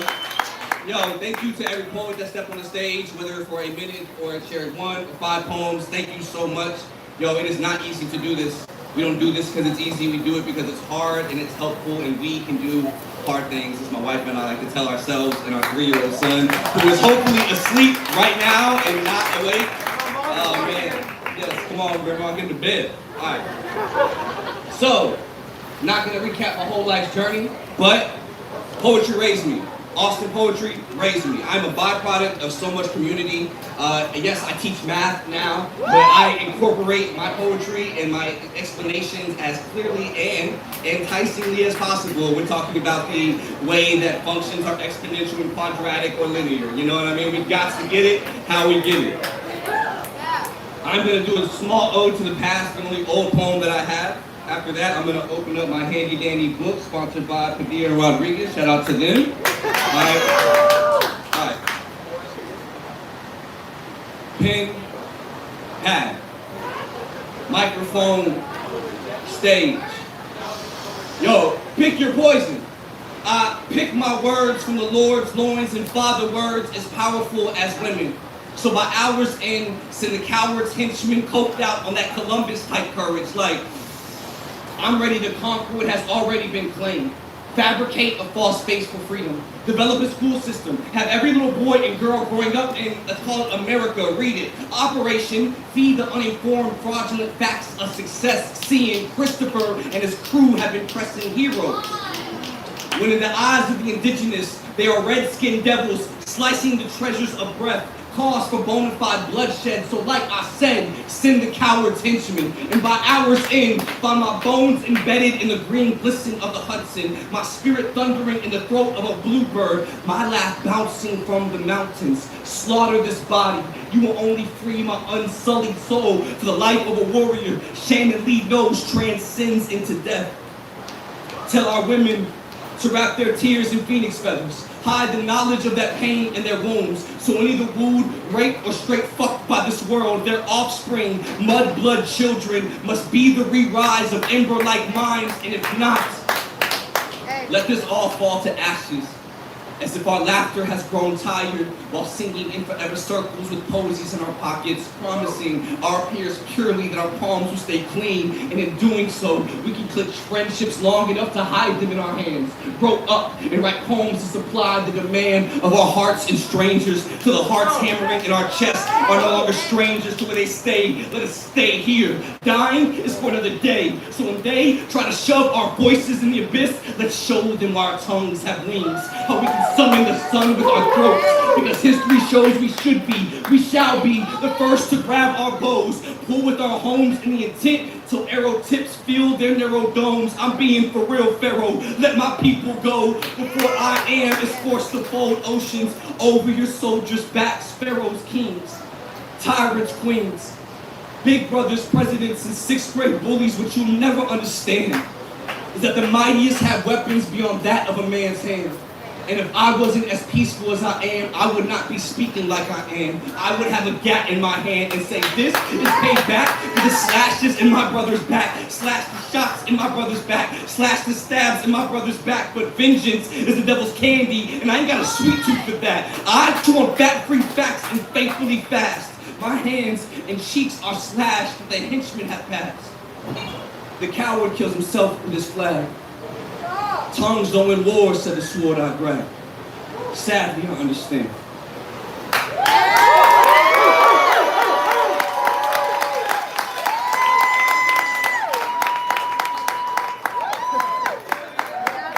Thank you for listening. I can feel your energy. Trust me, I'm giving you everything I have. I appreciate y'all giving me everything you have. I got you.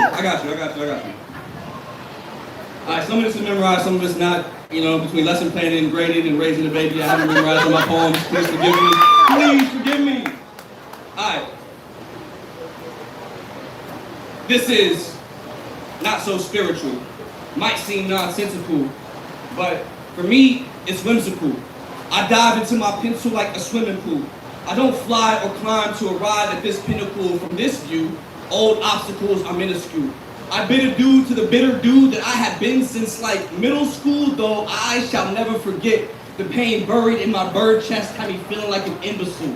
Disconnected from myself like a severed tentacle. It is typical for young men to deny emotions to be considered cool, when really we're all going through things, though most of the things we're going through are invisible. I get it though. Sometimes you just gotta sit and stew until you're tender enough to live in your truth, and ooh, that's difficult. In a world so cynical, indifferent to different individuals. That's why I assemble these syllables to defend and avenge my people like the Seminoles. I've been this dope if you didn't know. Oh, also the antidote. Whoa, I found hope in a cantaloupe. I told you, this is partly nonsensical, kind of spiritual. I've been tethered to the ether since umbilical. I've been bored to compose these poems that can bust like chemicals and connect us little souls with a pen, just a pen that's got ink and it drips. So I guess my pen got dripped like 10 leaky faucets. Papa got a tip, don't be scared, just cautious. Gotta take your shot even if you ain't ballin'. But practice so hard you can call it swish like Jordan, because wishes with no footsteps remain dormant as dust under the doormats. And all the mantras in the world don't matter more than a good deed done in silence like the sunlight in the sky in the morning.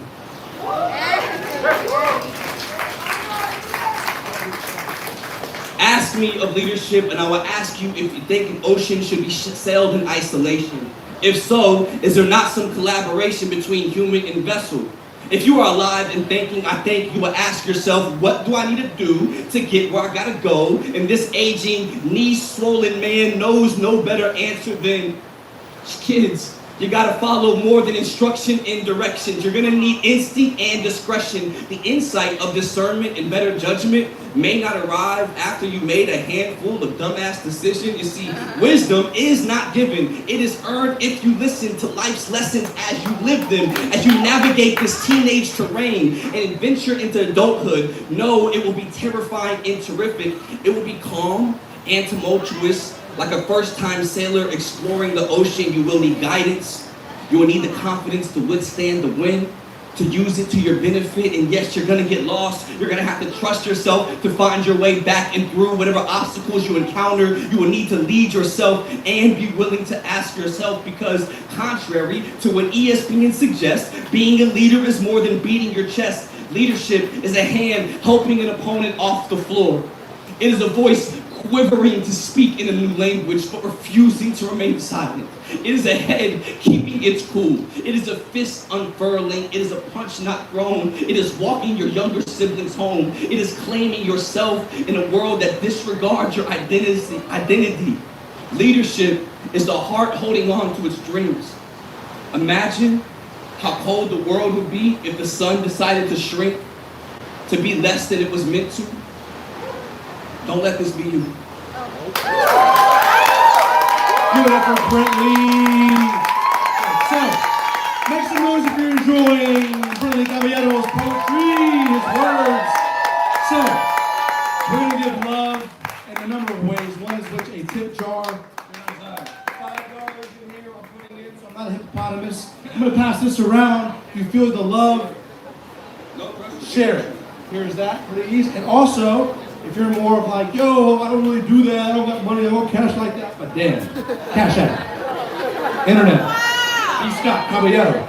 I didn't ask for this, y'all, okay? Oh, he's a teacher. Thank you, He I didn't ask appreciate for you. it. It's all good, I appreciate you. Yeah, we're gonna give love to the poet and the tip jar, Thank online you. tip jar, and keep the poetry rolling. Let's get it. All right, this one is partially off paper, so let me put this aside a little bit, but have it as backup, you know what I mean? All right, has anybody ever read the book The Alchemist? All right, it's a fire book, love it. If you haven't read it, it's super simple, short read. I need to read more like most people. There's a word in there, maktub, M-A-K-T-U-B. Y'all have a good night, peace. Y'all have a good night. So maktub, it is written. It is written, and you couldn't copy what's encoded even if you had it printed right in front of you, because ain't no spirit within it. I know it's hard to picture when you just mirror an image telling people what they want to hear until they call you brilliant. Is that what you call a living? Excuse me. A little distracted. I'm killing all of the illusions these bummy billionaires been busy building, cause in truth, we know who foots the billing. Yo, it's the blood of the young and poor who pay for the choices of the depraved, those who relegate infants to graves. It's cool, I'm chilling. Y'all good? We good? No. We good. I'm used to, I teach 8th graders. I'm used to having to talk a little louder. It's fine. Some people still act like 8th graders. That's okay. We good. In truth, we know who foots the billing. The blood of the young and poor always paid for the choices of the depraved. Those who are okay with relegating infants to graves so their regiments can claim more settlements. Checkmate, we know this end game. How the rich crave land so much so they need another planet while seeking to evade accountability for the path they paved on this terrain. Damn. The math ain't mathing up in this domain. The X factor of this country remains. It claims to create independence while it pins us in chains. All I can ask is, why do they limit our range? Probably because our power is exponential. Peep game, see what's next, that's sequential. Gotta stay sharp like the edge of a pencil while still trying to heal all the hurt within you. That's word to sensu. And if it don't hit you, I am not that sentimental. It was meant to miss you. It's no hard feelings. We're all playing our cards. How God deals them is out of our hands like a digital clock.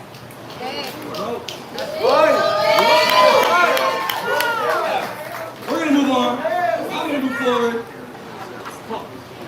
Yeah, bars. And I told my brother and Safi encouraged me to accept this beautiful opportunity. I'm like, I got bars. I got like things that I like to write. Is that okay? And that's always how I felt entering the world of poetry. Like, is this okay to write to you? When really it's like, does this make me feel good? Alright, cool. Envision something different.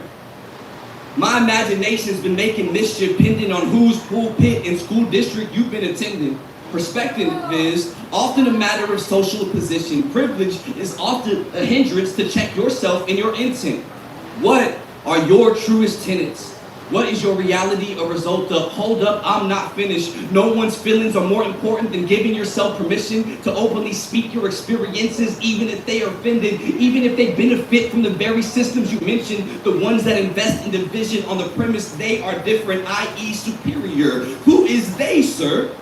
They whom build less schools and more prisons, provide tax breaks to billionaires, but bicker about the budget and government spending. The work ain't just beginning. People have been fighting for fairness as long as people have been forced to live in poorer conditions. So I carry this torch like I carry tradition while remaining inventive, unlearning things that prevent us from realizing our greater vision. This is pent up energy released without apology or permission. This is evidence I've been attempting to rewire my system of assumption till more leaders share my pigment, till more leaders are women. My question is, are we going to rise to this challenge and realize there was talent and passion and culture here long before Plymouth? Or are we going to plummet like empires that ignore problems in need of fixing? God, you're a strange kind of gorgeous if we're all made in your image.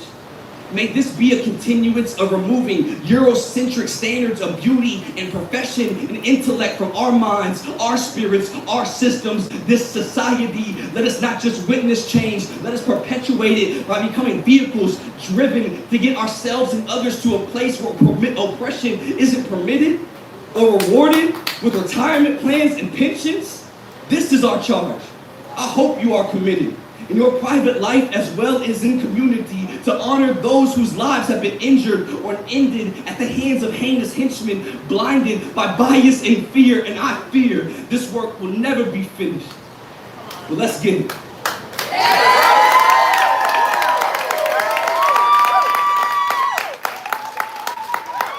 have way too many poems here. I'm not going to do all the things in here. So if you're like, this dude's about to read all of that, the answer is no. I got y'all, okay? All right. For one, thank you. I appreciate y'all. Thank y'all for coming out. All right. Because Safi has requested this poem and it was inspired by the one and only Safi, Amir Safi. Thank you. This is Bard and Me. Some bar themes. Have you ever heard Safi's bar poem? No? If you have not heard Safi's bar poem, find it on YouTube. It's super fire. It's very fun. It's just like a lyrical playground. Peace to y'all. Have a good night. All right, Bard and Me. It's been a minute since I've been on this Barty scene. Can I test these waters? See if the flow is still cold like Barton Springs? That's a nod to Austin. Are you Bart? Please go to the bar to drink and tip well, because all our jobs are hard, but how many of us depend on others' generosity? Bard and Me, is the dream still alive even partially? Were you not born with a gift in this life, like this body is something you are borrowing? You're better off giving it all back before the earth comes harvesting. Please stop bargaining your work. The world is calling for your work, but not to part the sea. No matter the skill of the architect, these poems cannot become a home for those who are living in the harshest conditions on concrete and cardboard with newspaper as wallpaper. But that's no reason to stop putting pen to parchment and embarking on this journey that started as a 12-year-old with a journal where I discussed the darkest things, where those bars were weak.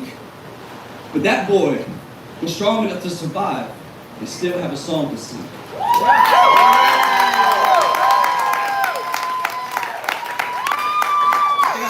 think I have two more. Let me wish y'all a beautiful night.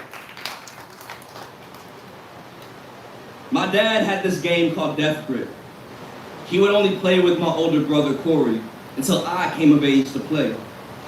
To withstand pain, as in pretend it's not happening. Corey declared I couldn't go higher than 3. Death Grip 1 is a flimsy handshake. Death Grip 2 is how you assert your manhood. Death Grip 3, a message about power. Who has more of it? Death Grip 4, a threat to the structure of every finger. Death Grip 5, a reminder praying is only so powerful. Death Grip 6, something started to shatter. I let go, unsure if I won or lost.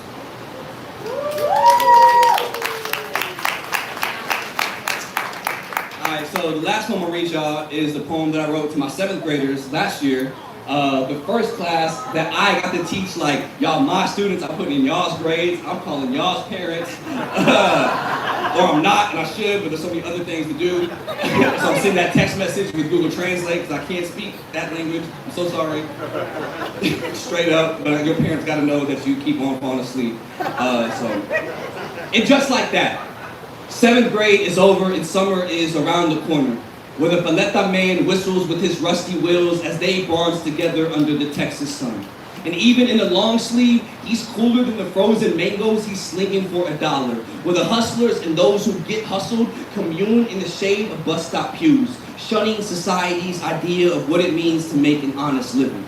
Summer is where teachers aren't telling you if and how you can speak, what to wear and where to be, where sleep becomes a nemesis and interfering with whatever moon or screenlit adventure you're endeavoring on, where your alarm doesn't sting you awake in sleep. But of course, some of you will have to wake up early. Help your parents, help your siblings, you'll clean buildings while listening to music in a language your mom barely understands, but you bought those AirPods with your money, and you'll take breakfast orders, and you'll give exact change to customers with no calculator, using the math that you've mastered well before the state of Texas said so. You'll weld iron with your father and big brother while daydreaming and conjuring questions as random as the clouds you're lost in. Wherever you are this summer, may y'all find yourself safe, well-fed, hydrated, soaking more sunlight than blue light, eating more fruit than candy, enjoying the moments that you're actually in instead of drifting into a future that does not exist yet. May y'all dream relentlessly. May y'all love endlessly. May this year sit in your memory with the sweet outweighing the bitter. 7th grade is over. Summer is around the corner, where the unknown calls your name and the shadows of the past cannot compare to the light in front of you or within you. Y'all, thank y'all so much, y'all. It's been an absolute pleasure to share my poems. You might not have heard a specific, where's his Mexican-American poem? All of them were. Yes, I am Mexican-American. Give it up for your feature, Brentley Scott Colombian, Mr. Colombian.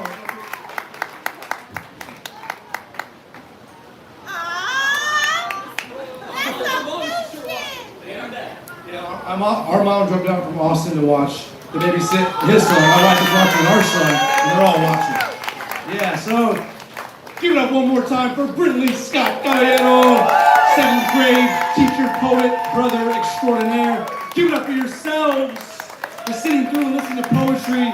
Thank you to Right About Now. Thank you to Avant Garden. Thank you to all the staff that worked the show, from DJ Get It Ready, Zach Blunt, our door goddess, Kirsten, Amir Safi, you, audience, Padilla and Rodriguez, who made this show possible. So next time you're like, man, I need a lawyer, think of Cabby the Poet. You're a poet, not a lawyer. And that is all I have for you. You don't have to leave. You just gotta get the hell out of here. Just kidding. We're gonna move the chairs. I can chill and hang. We have a few more taco tickets left. So go talk to our door goddess, Kirsten. You may have a few more. There may be some more shirts left too. So that's kind of it. That's all I got. We'll see y'all here next Wednesday, next Tuesday. Follow Right About Now on Instagram, TikTok. Oh gosh, if you're gonna be in Denver this Saturday, Right About Now has a poetry show. Oh my gosh, that's right. We're intrastate poetry. That's all I got. DJ, get it ready. Let's put them out.